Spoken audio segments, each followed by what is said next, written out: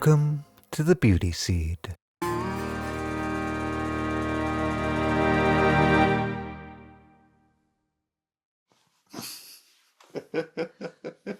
It seems to me that the wisdom of the tools like human design and astrology are there to guide us towards the archetypes that are at work in our lives, that through conditioning and our own inner wisdom we play with. And in order to discern how it is that they can help us, there is a lot to be gleaned, and having a guide is very helpful. Yeah, assistance of discerning what that model means as an overlay of your action in the world, your patterning, your outcomes, like get to look at all the experiences that lead to where we're at through the lens of this overlay of archetypal understanding and astrology and whichever system it is, gives us a powerful perspective on overarching patternings that have been observed in human behavior for a very, very long time. And these newer models, like human design, to me, synthesize all of, or many of these seemingly divergent systems into the focus of really fine-tuned application of clarity in our relationship to viewing our own lives through them.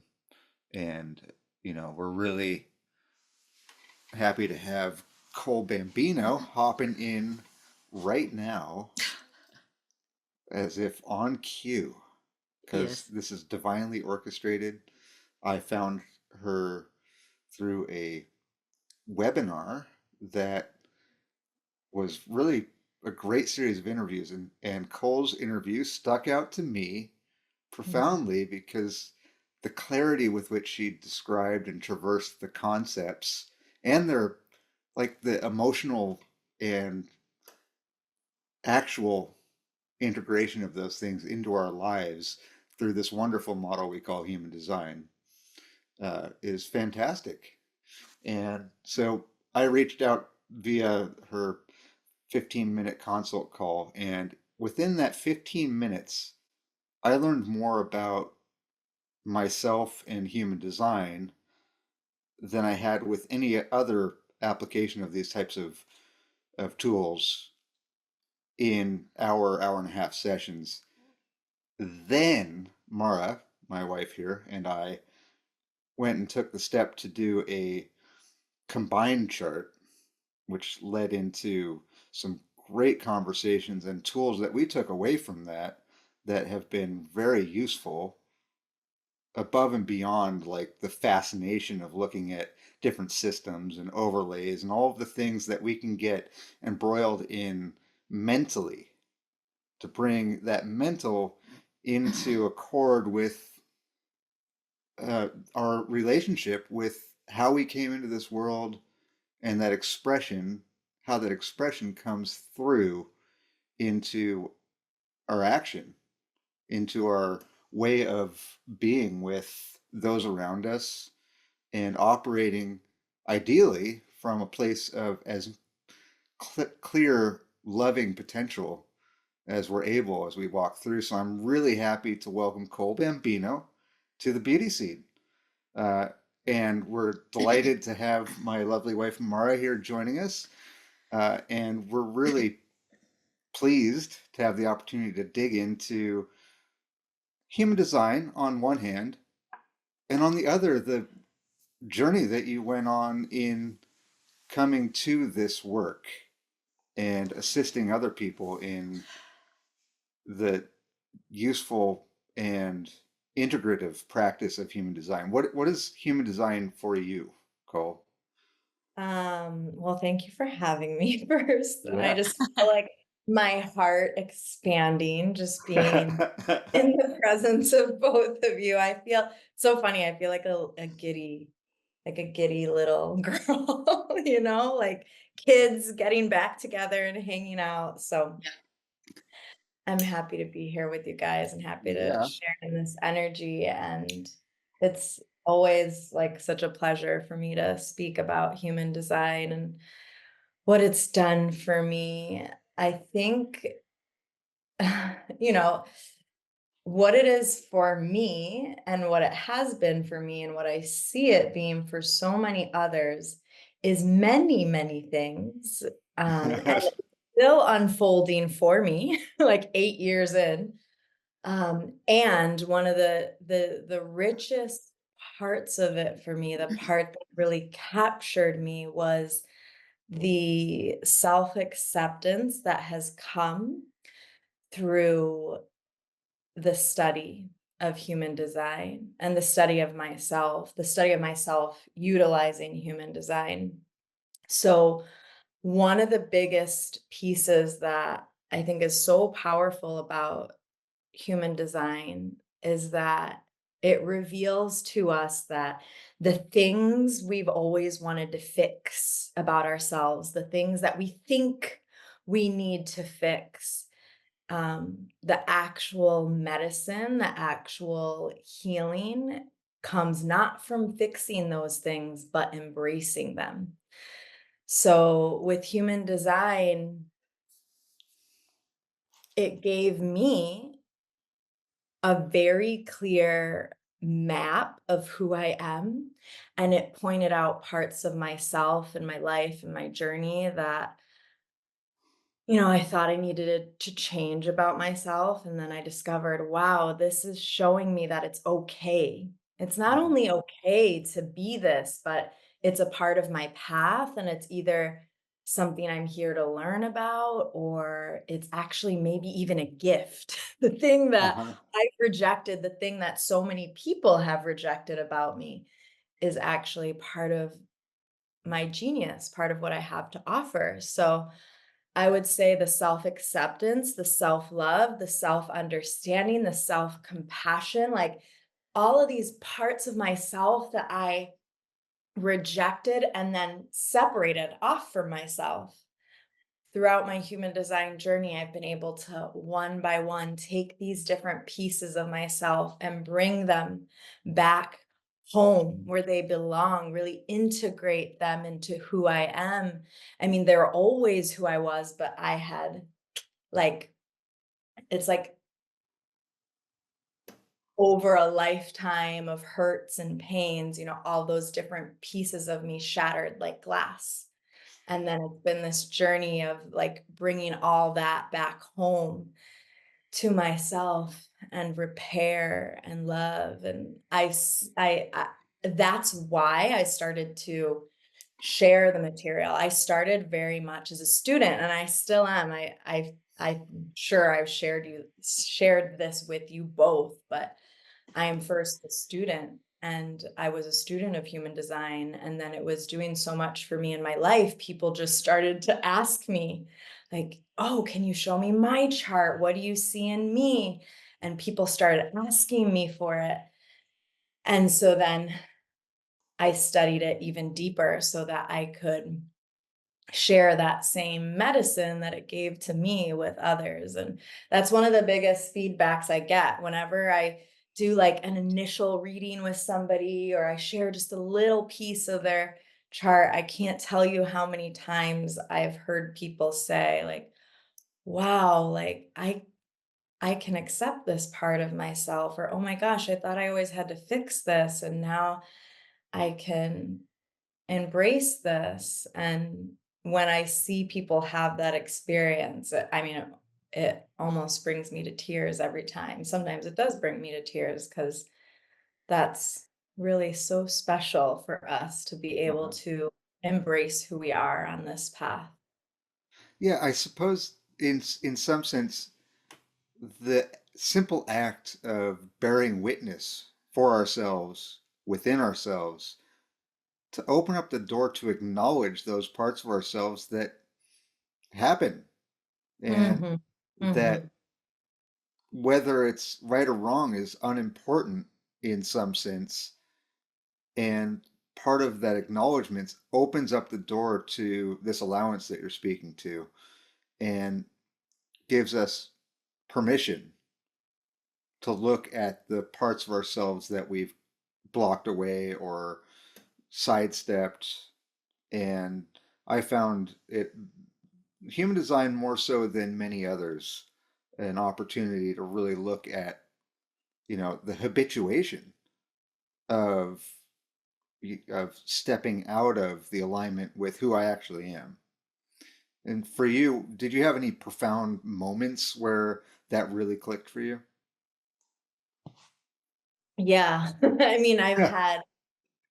I've had many profound moments with my journey. Um, I think there was a really big one early on, which was the recognition of a part of myself called the heretic. Um, so there's a part of my design called the heretic. And the basic idea of a heretic is someone who goes against the norms, or someone who can kind of see ahead of where we're currently at in time, and sometimes doesn't get why other people don't get the direction we're supposed to Mhm. be going in. And it can be like there's this big picture of the heretic where we can see where things are going, but then there's all the micro moments. Like daily life with a heretic is like, basically you're going to say this, you're going to be like, wow, the sky is blue. And a Great book heretic, title. what was that? Great Oh, book great. title. Life with the heretic. Yeah, My uh, Daily Life with a Heretic. yeah, my daily life That with the didn't heretic. mean to derail you. It was fun to. No, that's okay. I'll make note of that. um is like, if you're in relationship with me, somebody, I have this heretic quality to myself. We might be having a conversation about the sky, and you're talking about how the sky is blue. Well, a heretic is going to see the sky is blue, obviously, but they're also going to see something else. They're going to see the thing that people aren't pointing out, which is, well, the sky also has shades of white and gray. And so you're like, the sky is blue. And I'm like, the sky is gray and white. And so the daily life with the heretic is kind of someone who's always pointing out something different than what you're seeing. Hmm. And in today's society, being a woman, like, typically we are trained to be more like people pleasers, or at least at the time I was raised, I was trained to be agreeable, um, amenable, like that people pleaser quality. So I really suppressed this heretic. Like, a heretic can be a little pointy. A heretic can be a little triggering for people. Yeah. Uh, yeah. And so when I was a kid, like, I would blurt things out, and I would say things that would kind of hurt people's feelings, but it's just because we're all, hurting someone's feelings isn't necessarily bad. We're pulling out people's pain points, and we need to feel our pain. Like, our pain is our medicine. And so I learned to suppress this like heretic quality of myself. And I remember when I read about the heretic, I was like, holy cow, I've thought that I was a bad person, or something was wrong with me, or why can't I just be a little softer or gentler? And I really it took time for me to pull this part out of me, and to really allow this part of me to be expressed. I actually had a friend who was just a genius, and also so generous with their love and support, that they would heretic me to mirror it back to me and try and pull my heretic out. And Yeah. time. So, that was really profound for me to discover that, like, society's idea of who I should be as a woman wasn't exactly correct for my design, that Yeah. I was meant to go against the norm, against society's ideas of what I should be, and that there's a gift in that. So Mhm. there's been many points like that along the way, but um, that was a huge piece of recognizing something that was completely, I was showing up completely out of alignment with who I am and what I'm here to be for Yeah, and myself. in some sense, also pushed out of alignment because within the concept of the heretic is this implication that it's implied that there's a certain amount of persecution that comes with being a heretic. Yeah, And absolutely. how have you found to integrate the external persecution that is Mhm. embedded in that implication of the heretic in your life through this? Yeah. Yeah, it's definitely a real thing. The heretic is projected upon quite a bit. And when there are projections that we are meant to fulfill and projections that we're not designed to fulfill. So, um, whether you're a heretic or not, I'm sure you can relate to being projected Sure. upon. Like, we all experience that in this life, and it can be very painful. Um, so for me, that's been a huge part of my journey. I used to um, try to prevent the persecution. Yeah. So I contorted myself. I denied my design, and I contorted myself or sacrificed myself, sacrificed who I was to try and prevent the persecution and the projections from happening. And what I learned over time was it doesn't matter. Like, the projections are going to come, the persecution is going to happen. Like, I am going to be the villain in some people's stories. I also can be the hero if I can actually fulfill the projection, if it's a correct projection for me to fulfill. Like, if somebody's looks at me and they're like, I want to learn human design, I can fulfill that projection. Like, I can Yeah. support in that. um so I've had to learn over the years how to um I actually didn't realize this, but over time I realized the projections actually are a gift and a part of my genius as well, which was a mind-blowing thing for me to discover because I was trying to push it Hmm. away my whole life. And then it's only in the last few years that I've start to pull the projections closer and learn how to work with them. And, when I am persecuted or made the villain in somebody's story, I can hold a lot more space for that. Like, I Hmm. can allow them to have their journey with that and their experience with it. And I know more now. I will say I'm still studying this aspect of myself and my design. I know more now how to utilize the energy of projection for transformation Hmm. of So, myself and yeah, in that, how useful was the tool of looking at the not self in action within yeah. human design?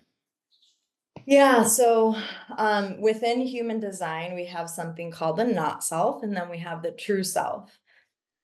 People who aren't familiar with human design may use terms like shadow self or conditioned self.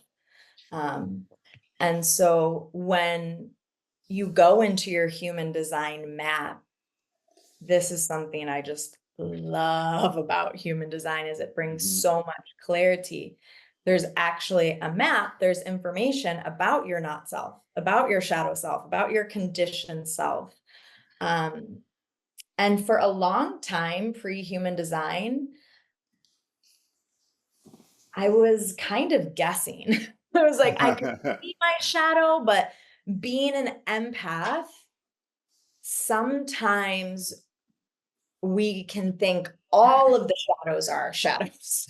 Yeah, right. We can merge with the people in our lives, and then we not only have our shadow or our not self, but then we merge with the people in our lives and we think, oh, well, their shadow is my shadow too. So I used to not have as much clarity. Once I got to human design, I got a lot of clarity about, oh, this is the not self or the shadow aspects that I'm designed to have a journey with, that I'm learning about life through this shadow aspect of myself. So it was super beneficial to have a map clearly guiding me into what aspects of my shadow are going to be more valuable to focus on and to help myself heal. And then once I could recognize, oh, this is me operating from my not self, or this is me operating in my shadow, then it's much easier to see your true self. So something a lot of people come to me with is like, how do I know who I am? How do I know the difference? Well, first, it can really help to understand what you're not. Yeah. And then when you're acting in that way, you can catch it, and then you can reconnect to yourself, to the deeper place within yourself, and move from that place. And that takes time, of course, but it's been really helpful to have. That's the beautiful thing about human design is, even though the practice of human design, your experiment with human design is to help you get into your body and Mhm. actually listen to your body and embody who you are. It's about being in the body. It is very logical too. Mhm. So it helps the mind understand the things that are so hard to understand. And then from there, you can bring the knowledge down into your body. So with things like our shadows, our conditioned selves, our not selves, that can, for me in the past, it was like so, like it wasn't tangible, Mhm. it wasn't practical, and human design helps to make it logical and practical. And like when you have a map, you can actually see it and you can study it and you can ease the mind first so that the body can then transform. Yeah. Yeah. Getting the mind out of the way enough, in a sense. And then Yeah. it strikes me that from that knowing of letting it settle into your body, we can step into looking at, like you mentioned, the channel of the heretic. And for instance, I think you and I share a channel that is this what was it? It was the private and the listener or something like that. And you Yeah. get into these interactions with other people Yes. that are really fascinating to me. I'd love to, Mhm. slide into some of that aspect. Like, what does it mean that I have the channel of the private and you have the channel of the listener? And how do Mhm. those energies in Work connecting together. that pathway interact with each other? Yeah. So in human design, we have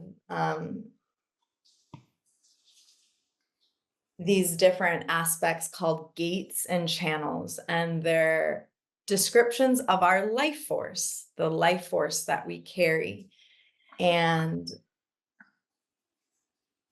for example, I can have a characteristic like Abe is talking about, which is the characteristic of a listener.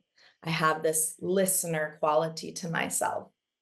And then he's got the characteristic of privacy. And if you look at your map, I mean, I can pull up a map right now so people could see You have the map. permissions to Okay. already Okay. enabled. So I'll pull up a map for you guys. So I know some people are more visual, so you so can I see. would like to point out that I am less interested in getting into a whole conversation about what human design is in its particulates. Uh-huh. And I would direct people to a great chat that our friend Alex Zeck did on the Way Forward. His podcast has a great overview of the nuts and bolts of human design.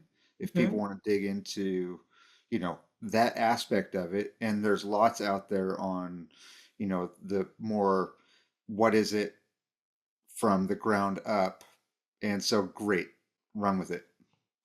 Awesome. So I'll just Yeah, show this little visual so they can, yeah, for cool. those who are more visual people, you're not totally lost with what I'm saying. Love it. Um, but we'll go into, just give me one moment. So basically these different characteristics, like if I have one characteristic and Abe has another, they can be attracted to one another. They're drawn to one another. When we connect with that person, they give us access to experiencing parts of ourselves that we don't experience on our own. So that's why sometimes, I've had relationships before, romantic relationships where I'm like, oh, wow, I have, when I'm with this person, I become this, or I have this quality of myself that I've never experienced before. I can almost always point out, like if I have my chart with that person's chart, where our energy is linking up, where I have normally a gap, like a thing my life force is looking to connect with. And then once you connect with that person, you sync up and you get to experience this aspect of yourself. So these life forces are drawn to one another. And then and then we have different experiences with it. We can be really attracted to one another because of that, but then we can also have moments where we're repulsed from one another and we kind of repel one another because it's challenging, because that's not a life force you have regularly and consistently in your body. Mhm. It's new, it's something foreign, it's different. So, um, this is kind of how we can be drawn to each other and attracted to one another. I'll give you a moment to maybe share a little bit of your thoughts on this while I try and pull up one of Sure. our charts. Yeah, what is coming to me, Mara, did you have something that No, I came think to you're you? probably gonna hit on it. I mean, there's this aspect of polarity Mm-hmm. and these magnetic dipoles, if you will, of our energetic flow within us flip at times. Mm-hmm. And those when those pole shifts occur, we are either repelled or attracted to that energy flowing through. And I've certainly felt this, and at times it can happen within the same interaction. And all of a sudden the energy shifts and you're like, wow, why is this rubbing me the wrong way? When moments ago we were really connecting on this thing. And it gives us an opportunity to look at that and think about it through a different lens where it's not necessarily controversy coming up. It is a feeling that we are given opportunity to look at and really comprehend that, oh, this is an energetic exchange that we're engaged in. I Mhm. I have an opportunity to let go of my attachment to what that means about this, Mhm. right? Mara? Well, I think too that sometimes we'll get into those relationships where we're magnetized towards each other and there's this electrical charge, and it can feel like you're alone in a bubble, and then the world steps in somehow, and that energy pulls some of that magnetism away, and we feel drawn away from and repelled because some other energy is working in our lives that's interfering. Yeah, Mhm. absolutely. Yeah, once you look into your own chart, you're going to gain a lot of understanding about yourself. And then once you look into your relationship charts, you're going to gain just tremendous understanding about what's going on in your relationship. So, for example, this is my chart. And we were talking about the privacy and the listener. I have this quality of the listener, which is right here in my chart. You can see this number 13. And it's always going to be seeking the 33 because life force wants to be continuous. When you see in my chart these continuous flows of energy, that's showing where the life force is connected and in flow. And then when you see these little white openings, it's like this listener is reaching for this this gate of privacy, who also, when they're combined, is like this energy of lots of sacred knowledge. So secrets, privacy, and then listener. And so Abe and I have this energy that then syncs up. I'm looking for the 33. He's got the 33. So we're going to be attracted to one another, and we have great conversations with one another. We have really deep, sacred conversations about, all sorts of spiritual topics. It's very much the energy of these two gates, these two characteristics, when they link up and then create this channel of energy. If you were to combine our charts, you'd see a full flow of energy here. So this is what's happening in your relationships, parts of you that are seeking for this full flow of energy. And then you get to feel this full flow of energy with other people. You get to feel parts of yourself you don't experience consistently on your own. But then that's also a lot of energy. And sometimes you need space for that, to just be in your own energy and your own design. So let's say Abe and I were in each other's daily lives, and we're not right now because we live in different parts of the world. We would have a lot of lessons about what it's like for this energy to be magnetized to one another, and then also want to kind of separate and give space for one another. So then you look at your design, you study yourself, and you study the people in your life, your children, your partners, your parents, and all of a sudden these frictions, these challenges, these compromises, these pulls towards one another, they become less personal. Mm-hmm. They're just energetic. You realize it's just your life force at work, and that this is what you're meant to experience with one another. Just like human design taught me that I don't need to fix certain parts of myself, that I just need to embrace them. You realize that in your relationships too.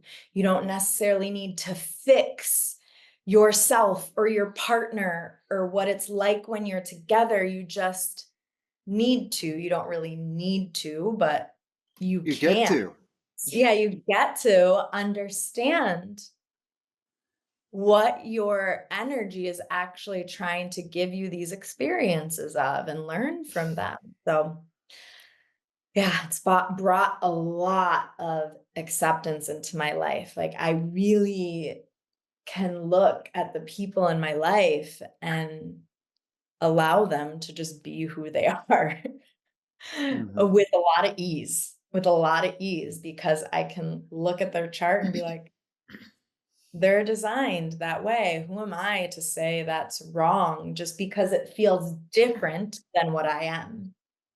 Yeah, it gives you an opportunity to step into a choice of whether or not those energies are operable for you day to day or in that moment, and go, oh, okay, this is great for them and it's not for me, and or oh, I want to dig into this energy with them more often, right? Absolutely.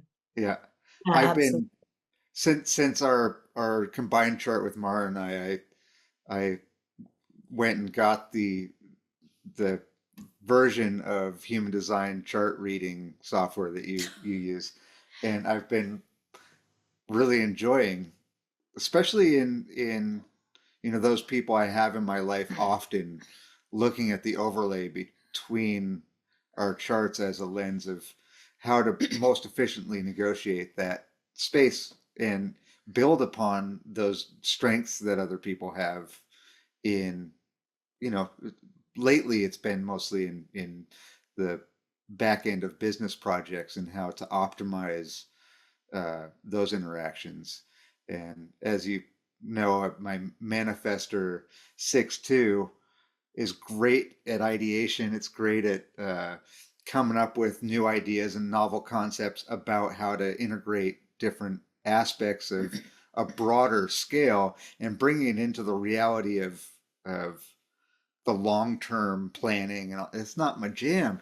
And so it's been really really helpful for me to have this tool to look at, where are my strengths, how do I engage with those energies and strengths more efficiently and with more clarity, and where is it that I can optimally ask for help from others. And so that's been really powerful for me in this journey of looking at human design. For me, I found out about it because of Mara, and Mara found out about it because of a friend of ours. And so it's been, I guess, about 7, 7 8 years, years yeah, something like that. of dancing around it. And Yeah. lately we've been really digging into it quite a bit more, thanks to you, in large part. Um, yeah, it's been fascinating. So that's one application I have. I'm curious about, I know this is a little tangential. How did this inform you stepping into digging into your dance stuff more? Yeah, so pardon me.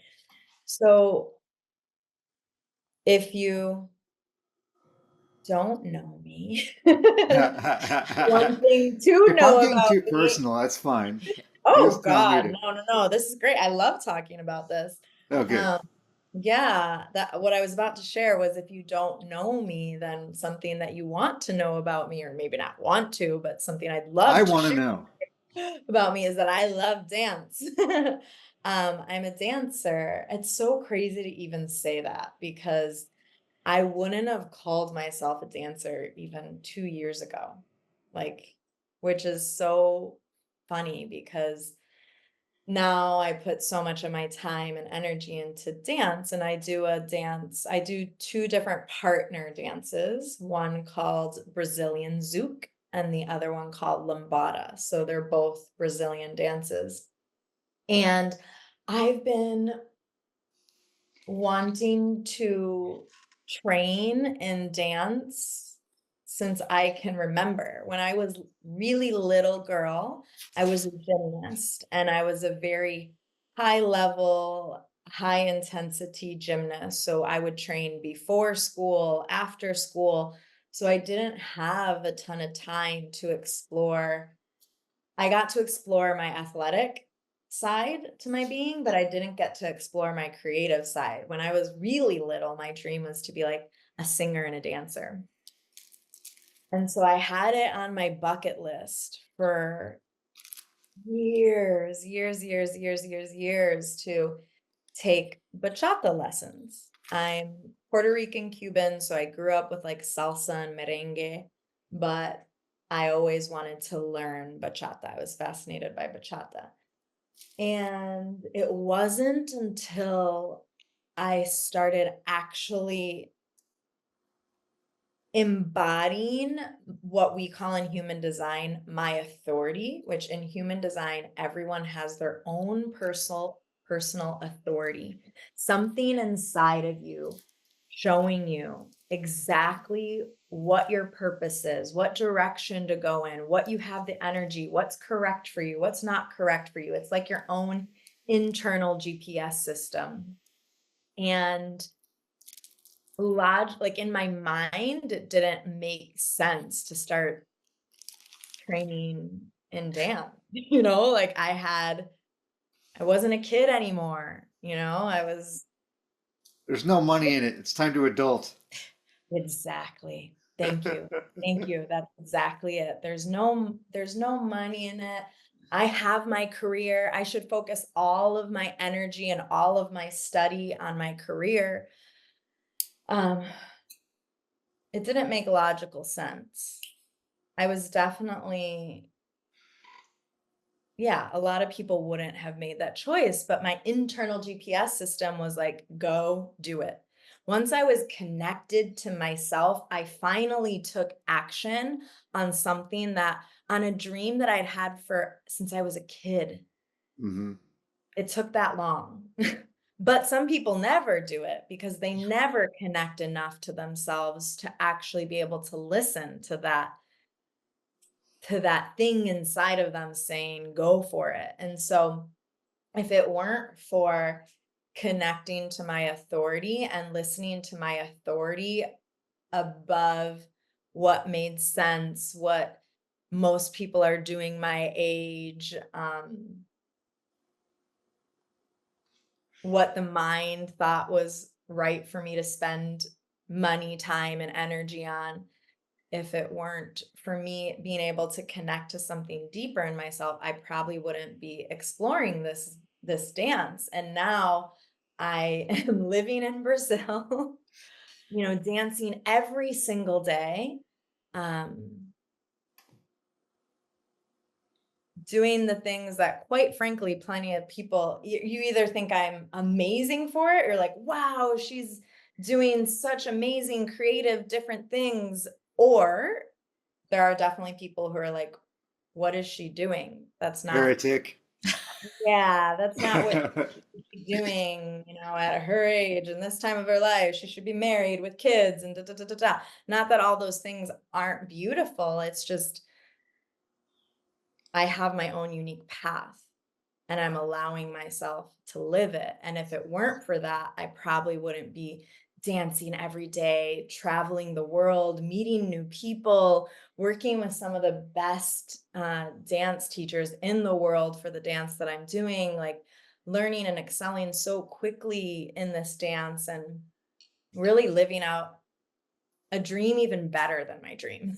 Honestly, I Yeah. couldn't have fathomed this much for me. When I first wrote it on my bucket list, I just wanted to take a, a 8-week dance course. That would have been like a success in my mind. And then because I've learned how to listen to this deeper place within me and how to follow my design, I'm allowing myself to live this unique dream that maybe doesn't make sense, but it's bringing me a lot of joy and satisfaction and a lot of energy. And it brings energy into my business and into my work and into my relationships. And I'm full of life because of it. Hmm. Really embodying those things that you entered through the mental aspect with and Mhm. bringing it into practice in your life. How powerful is that? So it begs the question, when are you going to take up singing lessons? Oh my God, so good. I actually have done singing lessons. I was doing singing lessons right before I dove deep into dance. And I had a lot of fun with them, but it didn't I loved it, but it for some reason didn't take me like the dance has. Uh-huh. So I am just waiting I'm in human design, I am a manifesting generator sacral authority. So I'm designed to relax into life, wait to respond to something. And if my gut says yes, to go for it. So that's what I'm waiting for with the singing. Nice work. Well, it Well, also seems like when the right music or teacher comes along that you will respond. wow, you see me. It's definitely a lot about the teacher for me. I am an investigator in human design, which means a deep, deep student. And it really makes a significant difference for me to have the teacher. I typically am responding to a teacher And then I really want to investigate and soak up all that they have to offer. Yeah. Hmm. So as an investigator, back to the human design thing a little bit, there is a lot in that app that you pointed us to of like the background once you get past the overlay of the visual of the human body and the connections and all those things, where those derivations of how that energy throughput is seen tie into a lot more depth with how they interact with the I Ching, for instance, how they interact with astrology and where our planets are in alignment. Um, can you speak to how that depth has led you further in, and what is that aspect of the human design chart in its application? Yeah, so I want to make sure that I understand exactly what you're asking me. So what I'm hearing is to speak into the depth that's available within the chart. Is there something different that you're wanting me to No, share about? that's accurate. Okay, cool. So the the chart has a lot of depth Yeah. as um as was just mentioned, more than what you can see from like when you first pull your chart, you'll see a chart, and if you've never studied human design, you'll be like, what the heck is this? I don't understand any of it. It's a different language, which it is. So that's why it takes some study or working with somebody who understands the chart um to learn more about what your chart is saying. But there's like, you see the snapshot of your chart when you look at it, and then there's layers deeper, deeper, deeper, deeper, deeper, deeper, deeper. Um, like when I pointed out those little gates Mm-hmm. that you guys saw, where I had the gate of the listener and Abe had the gate of privacy, like even within that, there's not just the gate of the listener, and everybody who has the gate of the listener or the characteristic of the listener has the characteristic of the listener in one way. There's multiple distinctions beyond that. So the next layer is what we call something called the lines. And so I can have the gate of the listener and something like an investigator. So I'm investigating listening, all the way to the gate of the listener and something like the heretic, which I told you about, the heretic. And that would be different. Like it would be more of a problem solving listener than an investigative listener. Those are two different types of listeners, right? And then there's layers beyond that and beyond that and beyond that. So um when you get in, and then there's depth even within the foundations. So I would consider myself a foundational teacher of human design because um a foundational teacher, but an advanced foundational teacher. And what I mean by that is I truly believe in the value of the foundations of human design, which is learning your type, your energy type, your strategy, your authority. And so you could pull your chart and figure out your type, which we mentioned my type before. I'm a manifesting generator. There's 4 main types. So you could pull your human design chart, find your 4 type, your what you are of the 4 types, go Google search it, read about it and be like, "Okay, I know what type I am." But for me, I've been studying the nuances of my type, the first thing you learn in human design, for the past 8 years. Yeah. So there's even depth within the basics, you can really go deep into learning um, and into learning what it means to have your energy type. And that can only come through experimenting yourself with your design and seeing how it works. And then you discover new parts of it. When I first got into human design, I studied um, my strategy and authority only for a full year. Strategy is you have a type manifesting generator, and then it gives you a strategy to live your life by because your energy works a certain way. And then it tells you what your authority is, meaning your inner GPS system, which I was talking about before. I'm a gut person. I'm meant to follow my gut. So for a full year, you look at your chart. Let me show you a chart again. Sure. You look at a chart and you see all this information right here. Let's go back this way. So you can see some of the things I talked about: type, strategy, authority. You look at your chart and you can see all of this information, and then you see all of this information, and then you're looking here, and these are the little characteristics to the side.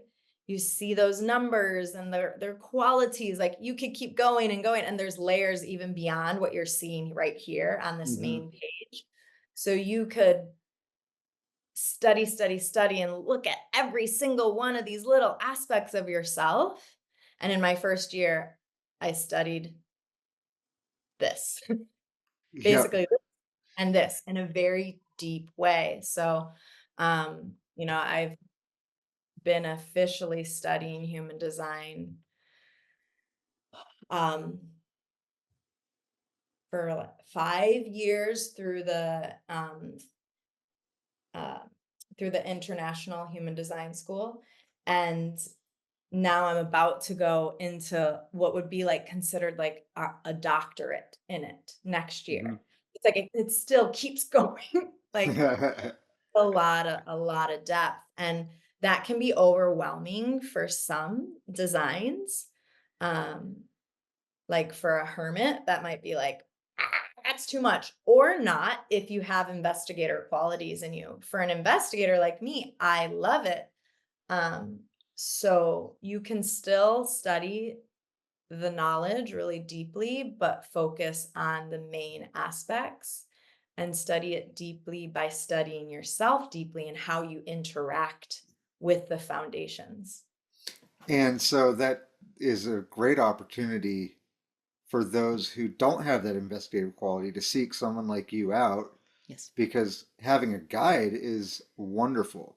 Like for me, I instantly know if I'm into something, and I can certainly dig very deeply into it. And I've found it very helpful in a great number of areas in my life to dig into it with the help of somebody else.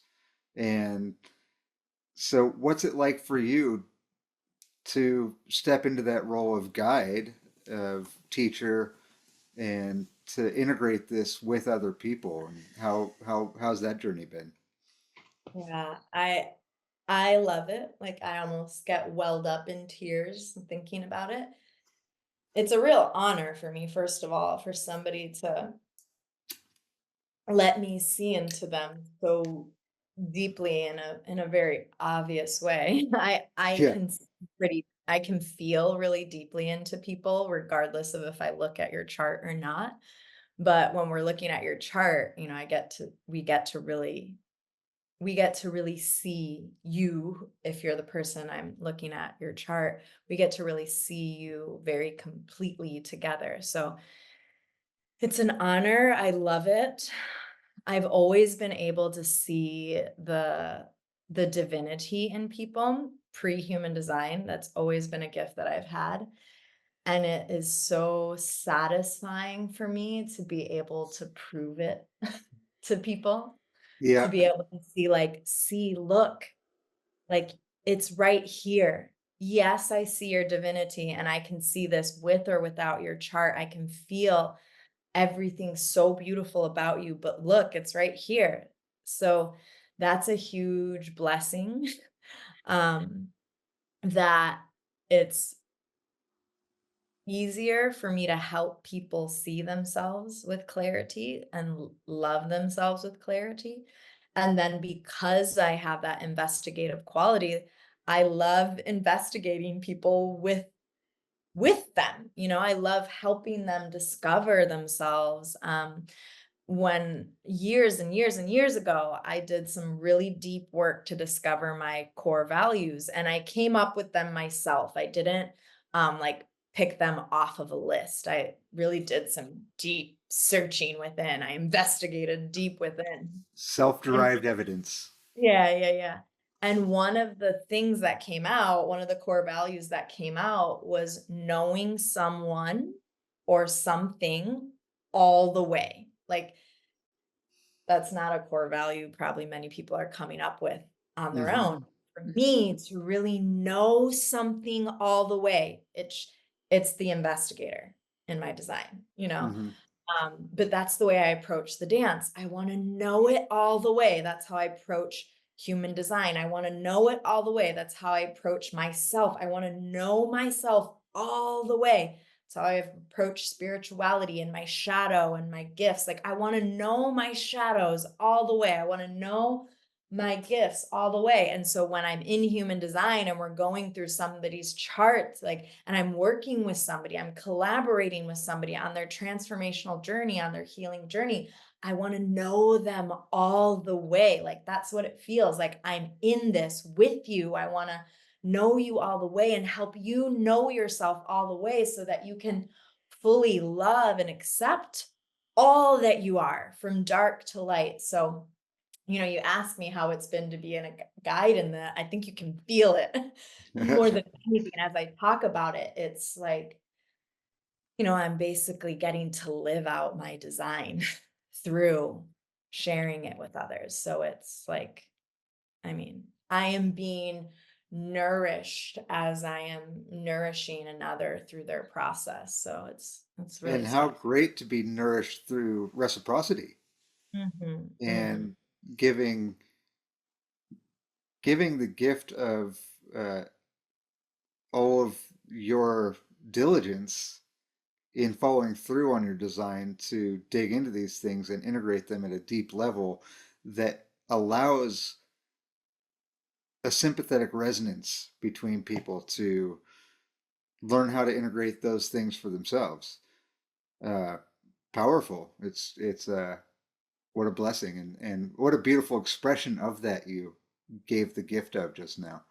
Really Well, appreciate that. I saw I had a memory of going out dancing one time and knowing who in the room was the guy that I wanted to lead because I was not comfortable with the dance per se, but I knew with a good leader, then I could let go. Mm-hmm. And Mhm. that what you described is you are both the leader in a dance with other people in their human design, and you are following in your dance in Brazil, which is a really beautiful wholeness for you.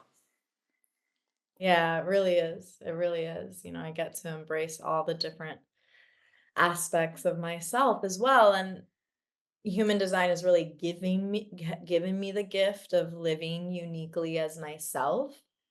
And so I obviously, if somebody wants to find that experience for themselves, of course, if there's anything I can do to support and empower that, like, I'm here to be of service. Like, oh God, yeah, it makes me like, yeah. Yeah, how wonderful. Yeah. And I'm curious through this lens, how have your relationships with your family changed? Yeah. I would say the biggest thing is acceptance. Mhm. You could call me the black sheep of my family. Yeah, A heretic, right? yeah. It's almost comical. I have a very religious family. And so the like if you look up what most people know about the heretic, it's someone who goes against religion. In Hmm. human design, it's not that literal. Even It's in the dictionary definition. yeah, yeah. Yeah. Do you want to share more? Well, the dictionary definition off the cuff is something to the effect of what you illustrated earlier, that it's somebody who goes against convention and offers up an alternative view, an alternative perspective on these understandings that we take on through custom that most people go along with and typically don't investigate clearly to discern whether they're accurate or not. Mm-hmm. And so for me, looking through that lens, I don't know that I have that channel, but I certainly have a trajectory in my life that could speak to the heretic for sure, in that I've been the one to posit new concepts, whether they're comfortable or not, and it led to tension. It led to um, conflict to some degree, but I think tension's more accurate in that that tension gives us uh, these energetic, like lightning happens because of the tension between positive and negative polarities rubbing up against each other, and it creates friction, and that friction creates an energetic response that we call lightning. Mm. And that lightning can strike you on the top of the head. My friend Robert was struck literally 4 times in his life. Wow. Or it can be the cleansing fire that sweeps through a forest, or it can be a beautiful light show on the horizon that Mm-hmm. you view from afar. And Mm-hmm. it was an opportunity for me in that tension to step into integrating those aspects of myself by how I relate to my family. And that, like you were saying, that acceptance aspect. And in knowing where those things are in me, seeing a clear path to step through the barriers to connecting more fully with those people who have different aspects and different relationships with convention and with custom. Custom are those habituated processes societally Yes. that frame and structure our worldview until that time when we step into looking beyond them to develop new models and ways of thinking. And so has I know that for me, looking through the lens of human design was really valuable, especially once I was able to look at the overlay between my mother's chart and mine, for instance, and Mm-hmm. those qualities of energetic flow that cause resistance and cause connectivity, and those overlays were really useful for me to engage more fully, right? Mm-hmm. Yeah. And so interesting that this religious overlay in the heretic part might be taken quite literally Yeah, yeah, in yeah. your family. Yeah, kind of like a little cosmic joke thing going on. Um, so yeah, I was definitely the heretic in the family. I definitely have ruffled feathers and lived a different path than was expected of me. And so seeing, my mother's chart, my brother's chart really helped me have a lot of understanding about the dynamics that we've had in the past, and it's given me the space to just really allow them to be who they are instead of resist who they are. Hmm. And the really cool thing that it's done for my family is that my sister-in-law followed me down this path. Hmm. She studied human design with me, and she's really gone deep. And so she has 4 children. So the generation after me is being raised with adults that know their design and respect them and their uniqueness.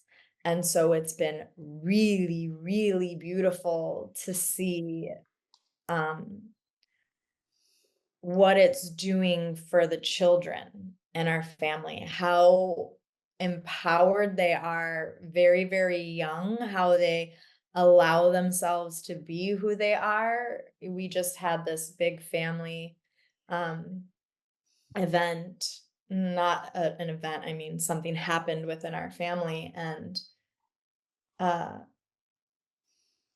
my nephew showed up in that situation in a way that it's taken my whole life to be able to do what he's able to do at 12 years old very naturally.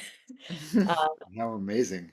yeah, so it's been really beautiful for my relationship with my sister-in-law. First of all, being always the black sheep, to have somebody be like, "Hey, you guys, the black sheep in the family has something really valuable to offer. Like, let's listen to her." So that's been really healing for me.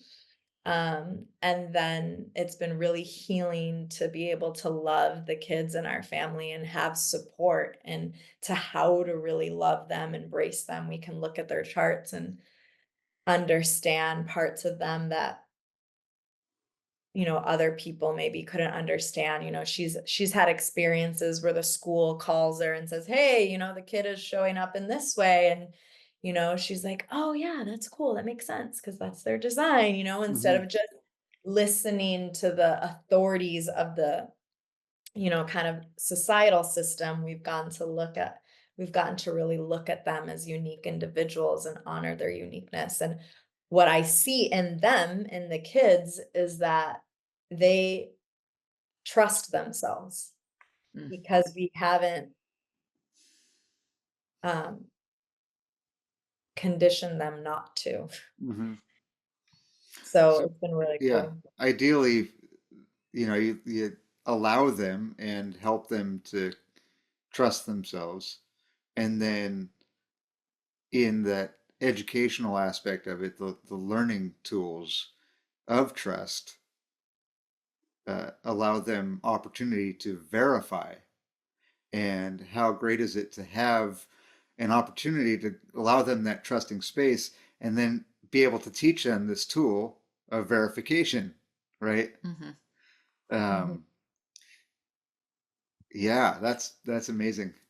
I Mhm. love that. There was an aspect of this that I was alluding to that I want to touch on, and that is that I hear from you in this, and for me, I can give you my reflection on this also. How much of the allowance that you found in yourself for your family opened up an opportunity that did they choose not to step into having more allowance for you? Yeah, so that's an interesting question. I would say that the more that I've embraced myself and allow myself to be myself with them, they've had to confront what comes up for them Mm-hmm. in me being myself, because my past self sacrificed who I was to try and be who they needed me to be or wanted me to be. And so I wasn't really doing them any favors because they just got to bypass their own um,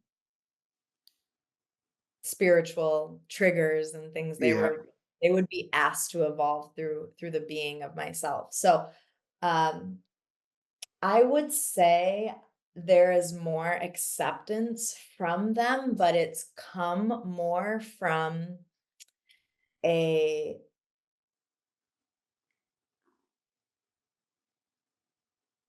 acceptance is one of my core values too, another one Yeah. of my core values. So the way that I have that in my life now from others is that I will only relate to people where I can be accepted and they can be accepted, whether Mm-hmm. that's my mother, my father, the stranger on the street, a client, a friend, a romantic partner, a business partner.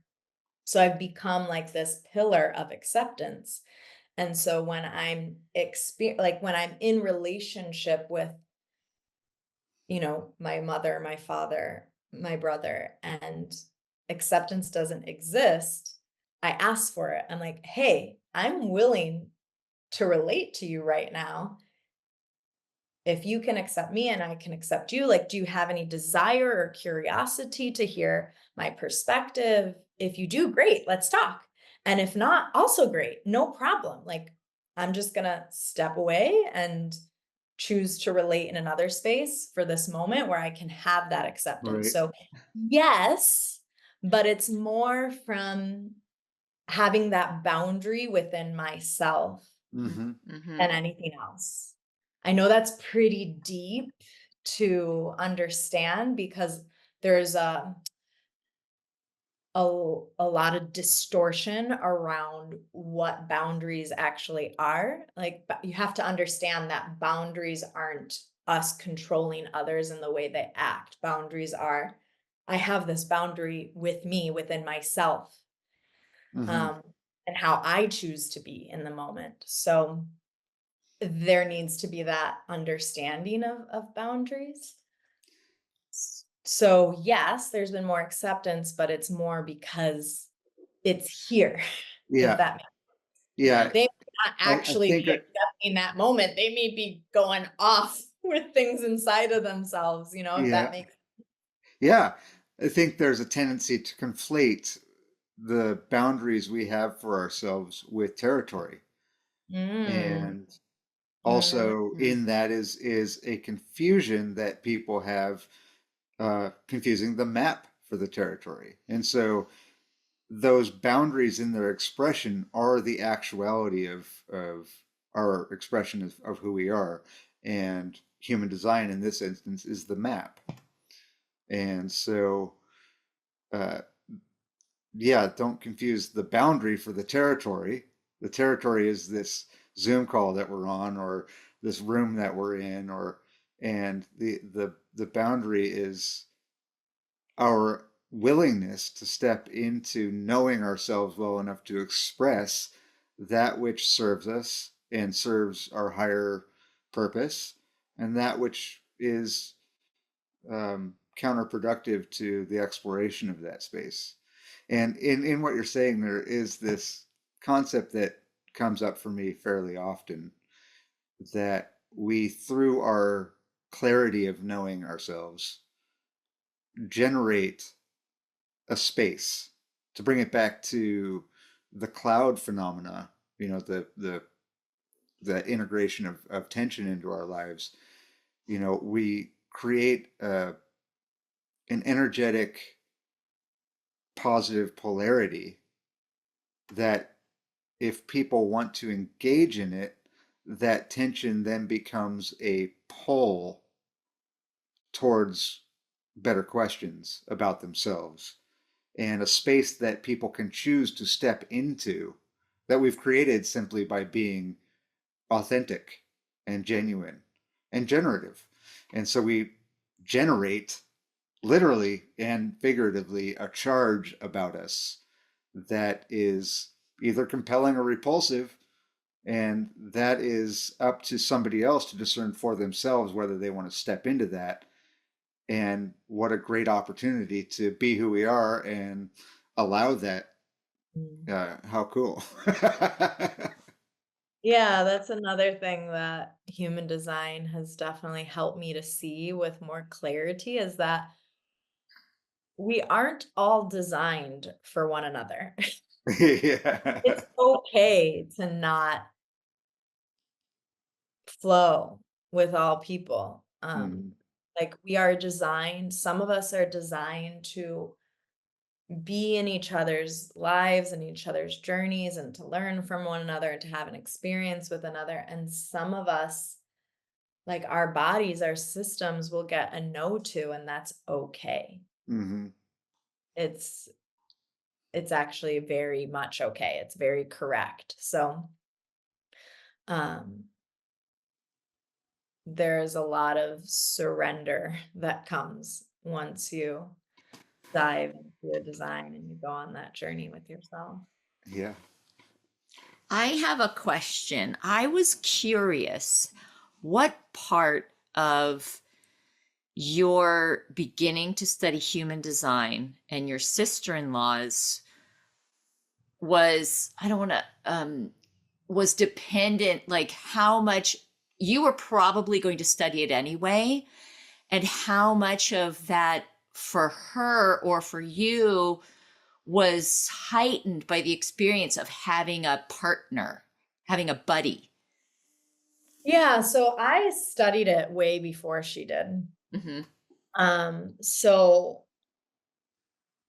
she really kind of followed me down the path eventually because she was one of those people that and she would allow me to share this. She's one of those people that has everything on paper that looks amazing, like CEO of a company, committed marriage for like committed marriage. They're together now for like 15 years, but at the time it was less, but it was a strong committed marriage.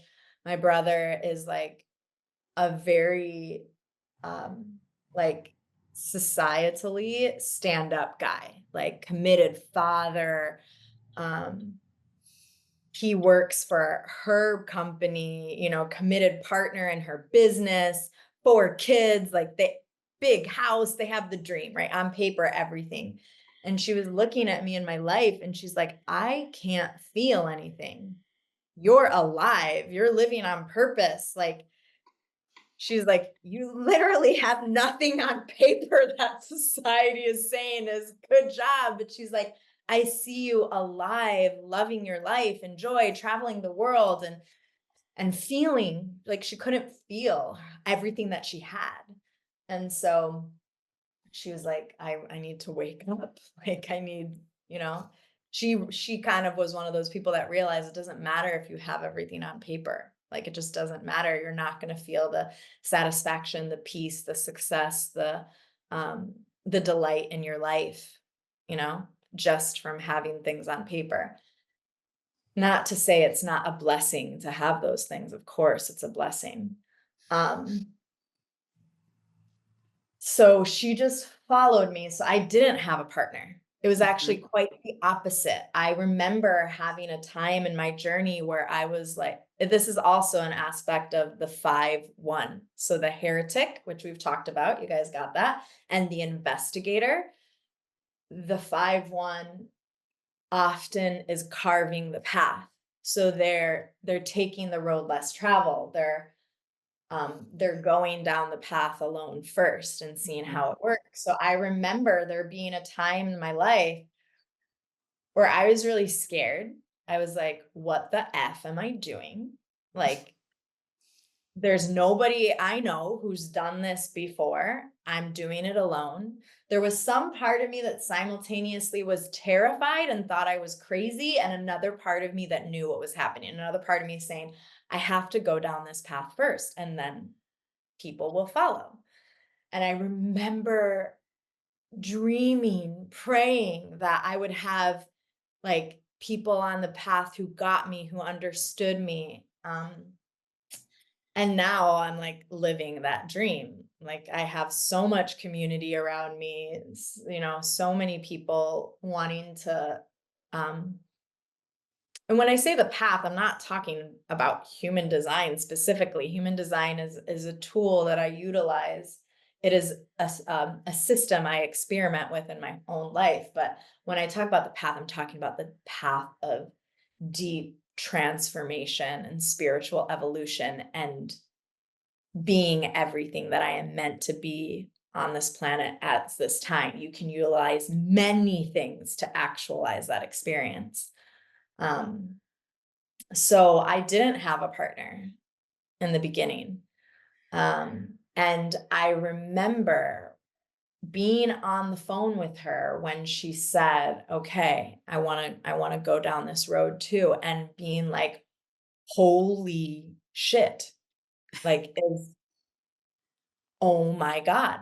Like it was amazing because she did have all the things on paper, and it was like an awakening for me to realize, oh my gosh, I do have something special in here, and I am seeing something special that people can utilize for themselves.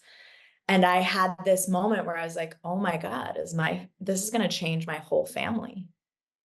I remember being so grateful. So it's been amazing since then to have a partner within my family, to have somebody really see me and my family and value me deeply and see the blessing that I am to the family and to the kids. Like, but first, I was doing it alone. And I I probably needed to do it that way. Yeah. I Take out probably the had to do it probably. that way. Did I you do probably it wouldn't that have way? gone down the path if I was following somebody else, Yeah. No, yeah. Yeah. How cool. Yeah, there have been times in my life that that journey was very lonely, and Hmm. I wondered if ever I would have somebody to share that experience with and integrate it with me and all of those things, and um, how great to, in a sense, be validated by the universe for our Mhm. efforts and Mhm. to Mhm. step into being of value in Yeah. ourselves, and seeing that value in ourselves allows us to accept that that is of value to others. Yeah. Mhm. And Hmm. I have Mhm. found the exploration of this with you very valuable, Hmm. and certainly intend to keep exploring it both on my own and with you in that Mhm. sense. And that's cool. Yeah. It is cool. Yeah. It's so awesome. Yeah, I value both. I value the self-study and I value us studying together and learning from one another, because that's the other cool thing. Just like I talked about how in relationships you'll access different experiences in your relationships with different people that you meet because your energy syncs up. The same thing happens in human design, like when I link up with one of you or both of you, I have access to life force and energy and to seeing the knowledge in a different way than I do by myself or than I Hmm. do somebody else it's amazing. It's so freaking cool. So that's another way that the knowledge is so deep and infinite, because I love that you guys are exploring this with me. And if you ever wanted to explore it with somebody else, if your strategy and authority led you to another guide, I'd be like, yeah, go jam together, Yeah. see what your two designs unlock for you. Because I know that only I can share human design in the way that I do because I am my design. There's no one else that has my life force in my way. But I also know that that's true for every single other person. So, like, it's really cool when we start going on this journey together and exploring our designs together, because then we give each other access to different bits of wisdom through our connection, which is so cool. Hmm. Do you have any further? Full Mhm. deep breath in, Yeah, right. full breath out. Yeah. So much passion between the three of us. Yeah, Yeah. it's great. I love the interplay and the mix of our energies together, and you know, being operable and in my design, that instant knowing and that hit, I've developed the quietude in me to go, oh, I want to check that out more, or this is a great direction for me. And I instantly was like, oh, I'm going to reach out to that one. She's got something that's interesting and worth digging into more in whatever way it shows up. Great, let's follow into this. So if others are interested in following their own design in whatever decision making process that happens to be for them, how do they find you? Yeah, so I gave you a few different links that you can share with everybody. Will do. One is a link where you can pull your free chart and you can just pull it yourself and enjoy your own self-study if you're one of those people.